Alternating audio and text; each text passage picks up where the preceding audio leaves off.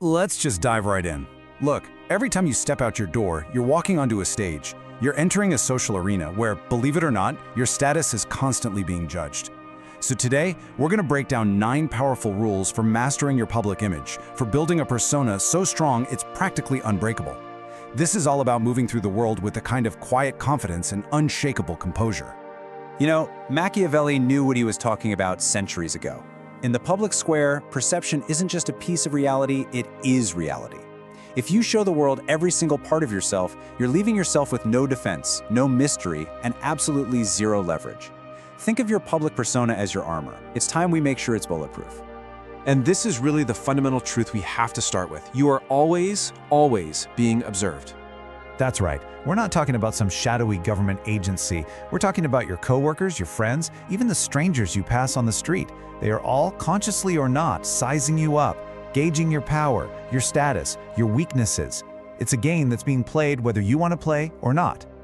So that brings us to our big idea, our central metaphor for today. Your mind, your inner world, it has to be a fortress. But so many of us just leave the gates wide open, right? Spilling our plans, our emotions, our insecurities for anyone to see. And a fortress like that, well, it's just a ruin waiting to be taken over. So, let's get tactical. We're going to really examine the specific behaviors that leave your fortress vulnerable, the very habits that are stripping you of your power in public. And you might be surprised to find you're doing some of these every single day without ever realizing the damage they cause. All right, first things first, we have to secure the gates. This is your first line of defense, and it's all about controlling the flow of information. What you say, and maybe more importantly, what you don't say, can make all the difference. Let's get into the rules that govern this crucial area. So our first 3 rules, they all revolve around one thing: verbal discipline. These are the gatekeepers of your fortress. Mastering them is the very first step to projecting that image of quiet, unshakable strength. So here's the deal with rule number 1. Announcing your goals is a huge tactical error. Sure, you get that cheap little dopamine hit of validation when people say, "Oh, that's great," but you burn out the very energy you need to actually do the thing, and you alert your competition. But moving in silence, that creates mystery, that builds power. Let your results make all the noise. Think about it. A lion roars after the kill, not before. Okay, rule 2. This one is incredibly common: complaining. When you complain, you're basically screaming to the world that you've lost control, that you're a victim. And people, they are drawn to strength, not to misery. You accidentally become an energy vampire, and everyone around you will subconsciously start to see you as low status. You have to appear to have it all together, even when you really don't. Now, rule 3 is about mastering the art of listening. And I love this quote: "Be the black hole of information." See, gossip is the currency of the weak. And when someone gossips to you, they're showing you their hand. By just listening, by absorbing it all without adding your own drama, you gather priceless information. You gain leverage. And that uncertainty about what you know, well, that's a powerful form of control. Okay, so we've secured the gates by mastering what we say. Now it's time to reinforce the walls of our fortress. This next set of rules is all about mastering your external image, how you project strength and emotional control through your actions and your sheer presence. These next 3 rules are about emotional regulation and how you present yourself in the social hierarchy. This is all about reinforcing your walls by controlling your reactions and carefully managing how other people see you. Rule 4 deals with this critical illusion of power. When you lose your temper, you're not showing strength. No way. You are showing everyone your triggers. You're handing them a roadmap of all the buttons they can push to manipulate you. The screaming boss just looks like a clown, but the boss who gets deadly quiet when they're angry, oof, that projects real predatory power. Silence is always more intimidating than screaming. This right here for Rule 5 is such a simple but powerful shift.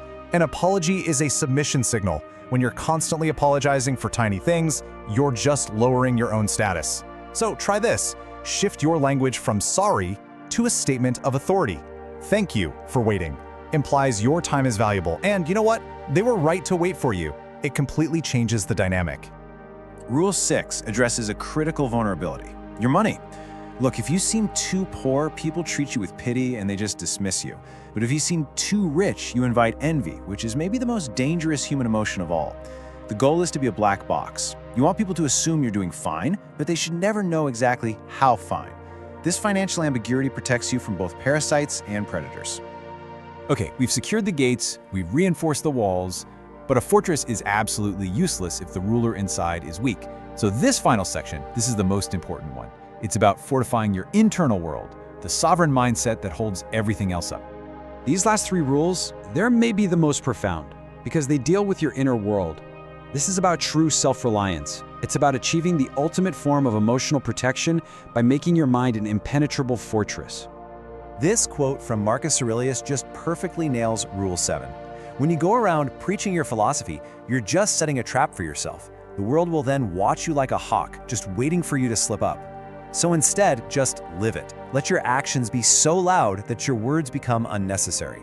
The strongest argument you can make is your own life. Rule 8 gets to the absolute root of almost all human weakness, that deep, gnawing hunger for approval. Seeking validation from others is just handing your power away. But when you become immune to both their praise and their criticism, something really fascinating happens. By not needing their approval, you become the high-status person that they seek approval from. And finally, Rule 9. You know, modern culture tells you to be vulnerable. A guy like Machiavelli would call that strategic suicide. When you reveal your deepest wounds in public, you're not building connection. You're showing predators exactly where to strike. The world is not a therapy session. Keep those wounds covered until they're scars. Then you can show them as a lesson, not as a cry for help. So, what happens when you actually start to implement these rules? When you truly build your fortress? Well, you start to see the entire game in a completely new light. By removing all those handles, the reactivity, the complaining, the desperate need for validation, you become smooth, untouchable. You speak less and you observe more. And in that silence, in that self-containment, you build this undeniable presence, this gravity. You're not just a player in the game anymore. You become the board itself. And that is the ultimate takeaway here. You start to see the strings on everyone else. Their insecurities, their needs, their little manipulations. You see the hidden currents in every single interaction. And once you truly see the game, you can no longer be a pawn in it. It's impossible. But this brings us to the final and maybe the most critical question. Once you've sealed the gates and you've silenced all the outside noise, you're left alone with your own thoughts. You've learned how to shield yourself from the world. But what happens when the enemy isn't outside the walls, but inside your own head? That, my friends, is the real battle.